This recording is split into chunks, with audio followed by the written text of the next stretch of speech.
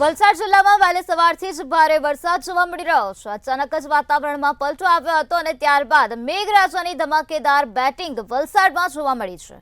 તો વલસાડથી અત્યારે આ વિગતો સામે આવી છે, જ્યાં કોઝવે અત્યારે પાણીમાં ગરકાવ થઈ ગયો છે।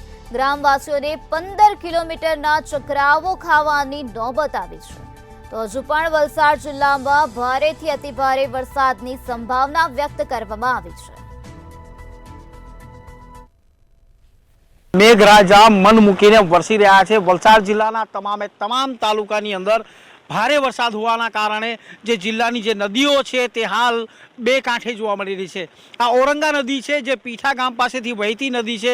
આપ જોઈ શકો છો જે રીતે પાણીનો ધસમસતો જે પ્રવાહ છે તે પ્રમાણે ખબર પડી રહી છે કે વલસાડ જિલ્લાની અંદર કેટલો વરસાદ છે। હાલ ઉપરવાસમાં પણ ભારે વરસાદના કારણે જે નાના નાના કોઝવે છે તે પાણીની અંદર ગરકાવ થયા છે। ત્યારે અહીં જોવા જાય તો વલસાડ તાલુકાના જે સાળંગપુર છે, સાળંગપુરથી પીઠા જવાનો જે રસ્તો છે, જે કોઝવે છે તે હાલ ડૂબી ચૂક્યો છે। નવો કોઝવે જે નવનિર્માણ છે તેની હજી કાર્ય બાકી છે, તેના કારણે જે જૂનો કોઝવે જેના ઉપરથી લોકો પસાર થતા હોય છે તે પસાર થતો કોઝવે છે તે હાલ બંધ હાલતમાં જોવા મળી રહ્યો છે। વલસાડ તાલુકાના તમામે તમામ ગામોની સાથે ધરમપુરની અંદર પણ વહેલી સવારથી ભારે વરસાદના કારણે આ પરિસ્થિતિનું નિર્માણ થયું છે। ત્યારે વલસાડના જે પીઠા અને સાળંગપુરના જે લોકો છે તે લોકોને 15 જેવા કિલોમીટરનો ચક્રાવો ખાવાનો વારો આવવાનો છે।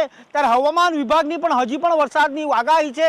ત્યારે વલસાડ જિલ્લામાં વહેલી સવારથી જ ભારે વરસાદના કારણે લોકોનું જે જનજીવન છે તે અસ્તવ્યસ્ત બન્યું છે।